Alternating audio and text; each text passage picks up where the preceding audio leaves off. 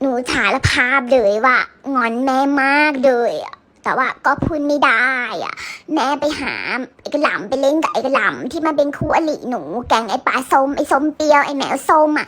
แต่ว่าเมื่อก่อนก็สนิทกับมันอยู่มันพูดรู้เรื่องแต่ว่าพอมันโตมามันเป็นคนพูดไม่รู้เรื่องเลยงงมึนงงกับมันมากเลยบางทีคุยไปก็อะไรก็ไม่รู้เหมือนคนจะรู้เรื่องก็ไม่รู้เรื่องไม่ชอบเลยแล้วก็ขนเยอะมากเลยก็เลยไม่คุยกับมันเลย